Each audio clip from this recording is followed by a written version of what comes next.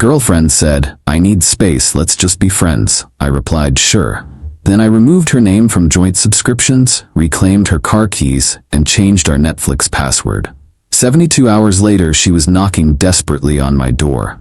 I, 32 male, am sitting in a quiet apartment for the first time in 4 years. It's strange. Not bad, just quiet. 2 nights ago, my girlfriend of 4 years, Alara, 29, sat me down on the sofa we picked out together. She had that look on her face, the one that's both serious and distant. My stomach dropped. "I think we need to talk," she started. Cliché, I know. She went on for about 10 minutes, talking about her personal growth, feeling stifled and needing to find herself again. It was a well-rehearsed speech, full of therapy speak and vague platitudes. The bottom line was delivered with a soft, almost pitying smile. "I think we should just be friends. I need some space."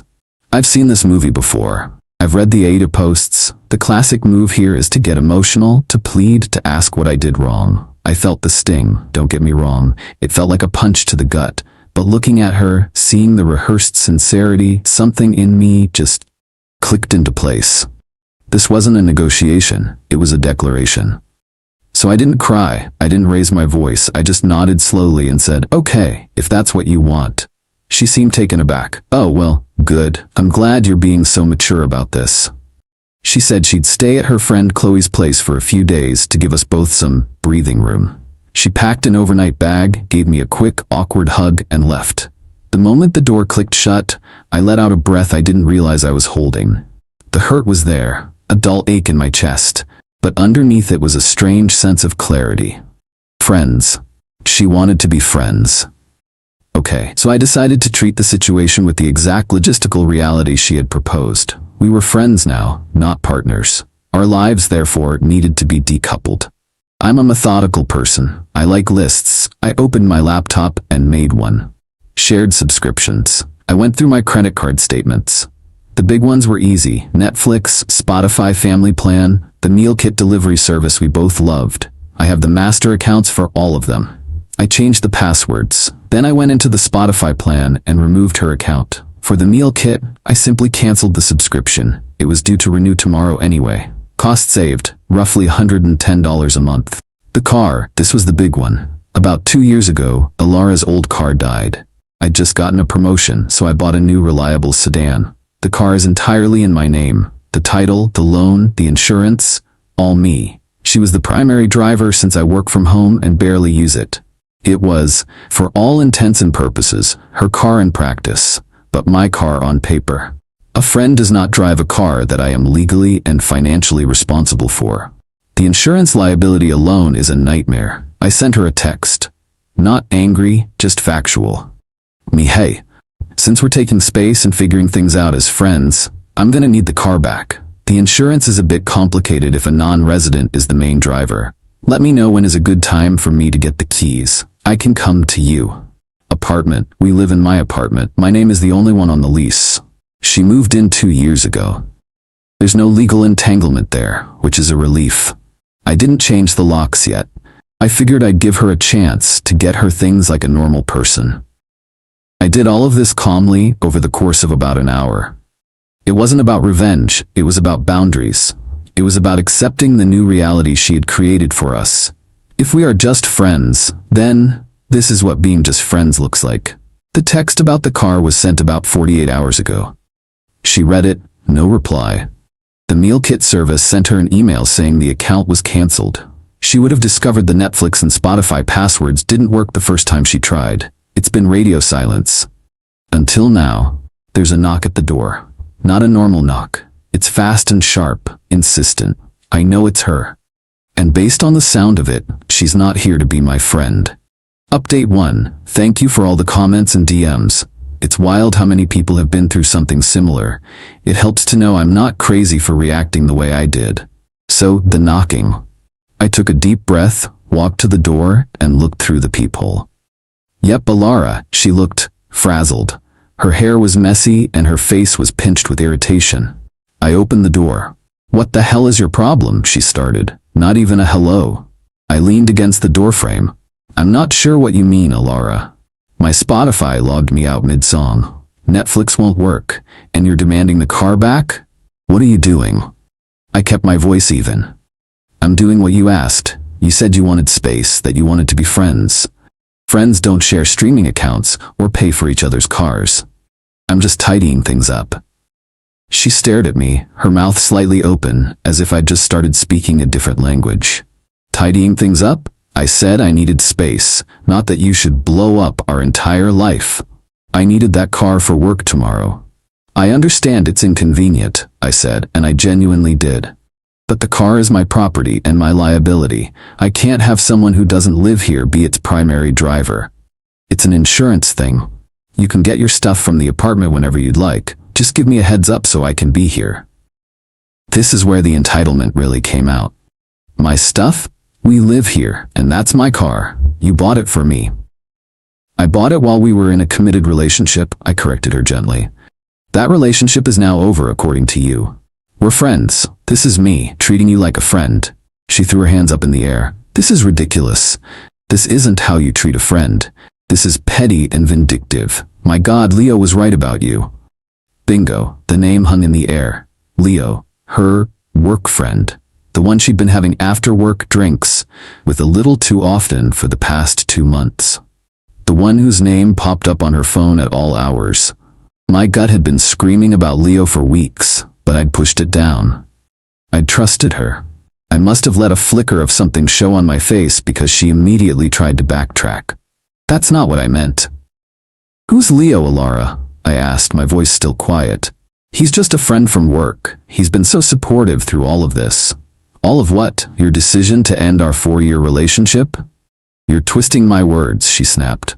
I just needed a break, a little space, and you go and do all this? You're trying to control me, just like he said you would. So that was it. This new guy, Leo, had been in her ear, painting me as a controlling villain, probably so he could swoop in. And Alara, wanting the thrill of a new romance without giving up the comfort and stability I provided, had concocted this let's be friends plan. She thought she could put me on a shelf, keep using my car, my apartment, my money, while she test drove a new relationship. The sheer audacity of it was breathtaking. I held out my hand. The car keys, Alara. She looked from my hand to my face, her eyes filled with disbelief and rage. She actually scoffed. No, I need it. I'll ask you one more time nicely. Please give me the keys to my car. She crossed her arms. And what are you going to do if I don't? Call the cops. That would be a great look for you. I didn't even blink. Okay. I pulled out my phone. I didn't dial 911. I opened my car's official app on my phone. I located the car. It was parked right down the street. And with 3 taps, I remotely locked the doors and activated the alarm. The car's horn started blaring, a piercing, relentless sound in the quiet evening. Her eyes went wide. People on the street turned to look. What did you do? She shrieked. The car is now locked and the alarm is on. It will continue until I turn it off. The next thing I can do is report it stolen. It's in my name, remember? They'll find you with it, and that will be a very awkward conversation for you to have. So, for the last time, the keys. She stared at me, her chest heaving. The car alarm was still wailing down the street. Defeated and utterly humiliated, she dug into her purse, her movements jerky and angry. She slammed the keys into my palm. I tapped my phone and the alarm stopped. The sudden silence was deafening. Now, I said, my voice cold, you need to get your things. You have 48 hours to schedule a time with me. After that, I'm changing the locks. She just stared at me with pure hatred. Without another word, she turned and stormed off down the sidewalk. I watched her go, then closed the door. My hands were shaking, not from fear, but from adrenaline. This wasn't just a breakup anymore. This was something else entirely. And I had a feeling it was far from over. Update 2. The last week has been a masterclass in escalating entitlement and delusion. I feel like I'm a character in a movie I never auditioned for. The 48-hour deadline came and went. Alara didn't call, didn't text, just silence. So as promised, I called a locksmith and had the locks on my apartment changed. It cost me $250, but the peace of mind was priceless. I also installed a small, discreet security camera in my living room, pointing at the front door.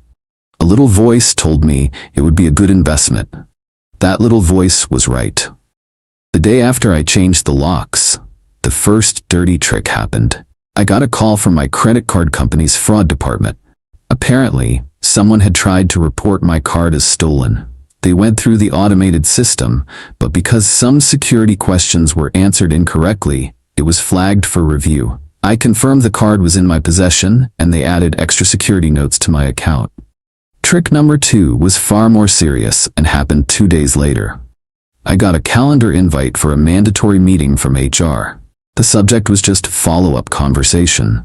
My boss, Mark, and a woman from HR, named Susan, were on the invite. My stomach twisted into a knot. I walked into the small conference room and they were both there, looking serious. This wasn't going to be a casual chat. Susan started, her voice neutral and professional. "Thanks for coming in. We've received an anonymous communication that contains some serious allegations regarding your conduct outside of work. Under company policy, we are obligated to make you aware of it and discuss it." She turned her laptop around. It was an email from a burner account sent to her and Mark. It painted me as unstable, controlling, and prone to aggressive outbursts, and claimed I was harassing my former partner. It was clearly designed to make me look like a workplace liability. My blood ran cold, but I forced myself to remain calm. I read it, took a breath, and looked at them. "Susan, Mark, this is deeply mortifying," I began. "My girlfriend and I broke up last week. It has not been amicable. This email is a malicious and false retaliation from her because I took back my car and canceled shared subscriptions after she ended things. The person described in that email is not me." Mark, who had been quiet, leaned forward. "Susan, I've managed this man for 4 years. He's one of my most level-headed team members. We've had stressful deadlines and difficult clients, and I have never seen anything but professionalism from him. This email is the complete opposite of the employee I know." Susan nodded, listening. She looked back at me. "Do you believe this will escalate further? Is there any risk of this spilling into the workplace?" "No," I said firmly. "I have taken steps to secure my home and finances. I believe this was an act of desperation on her part. It will not happen again, and it will certainly not affect my work." Susan closed the laptop. "Okay. We are documenting this incident and your response. Given your work history and Mark's testimony, we are considering this a malicious personal matter. We see no reason for further action at this time, but we wanted to be transparent. The Employee Assistance Program is available if you need support." I left that meeting feeling rattled, but relieved. She had tried to attack my livelihood. This wasn't a game anymore. That night, my new camera paid for itself. At around 11 p.m., I got a motion alert on my phone. I opened the live feed and watched, my heart pounding, as the doorknob to my apartment slowly turned. Someone was trying to use a key. It jiggled, then stopped. Then, a few seconds later, it tried again. It was Alara. When the key didn't work, she just stood there for a full minute, staring at the door before leaving. I saved the footage. This was the final straw. She had tried to mess with my job. She tried to enter my home. This was no longer about being the bigger person. This was about self-preservation. I needed something decisive, something that would sever the last tie and expose the truth in a way she couldn't twist. And then I remembered her parents. Alara's parents, David and Karen, are good people. Old school, practical, no-nonsense types. They always liked me. When I bought the car, they had generously given us, as a couple, $5,000 towards the down payment. It was a gift given under the pretense of supporting our future together. I hesitated. This felt like crossing the line, but she had crossed so many more. I composed a text to her father, David. Me, "Hi David, hope you and Karen are well. I'm writing because, as you may or may not know, Alara and I have ended our relationship. I'm making arrangements to sell the sedan, and I wanted to make sure I returned the $5,000 you both so generously contributed to it. It doesn't feel right for me to keep it under the circumstances. What's the best way to get that money back to you?" I hit send. My phone lit up less than 5 minutes later. "David, what are you talking about? Alara told us you two were just having a small fight. Give me a call." I took a deep breath and dialed. The game was about to change. Final update. It's over. Truly, finally over. The last few weeks have been a slow-motion detonation, and I'm just now emerging from the blast radius. The phone call with David was tense. I laid everything out calmly and factually. The breakup, The car, the subscriptions, the email to my boss, and finally the video of her trying my door. I offered to send him the proof. There was a long pause. Karen and I are coming down, he said, his voice strained. We need to understand what's going on. We'll be there tomorrow. The next day, they met me at my apartment. They looked worried and tired. Karen was holding back tears, and David looked grim. They were polite but reserved.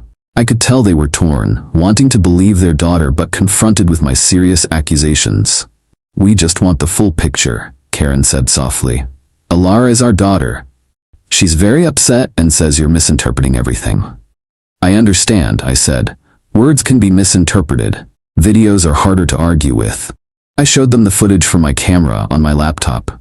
I watched their faces as they saw their daughter stealthily trying to use a key on my door late at night. Karen put a hand over her mouth.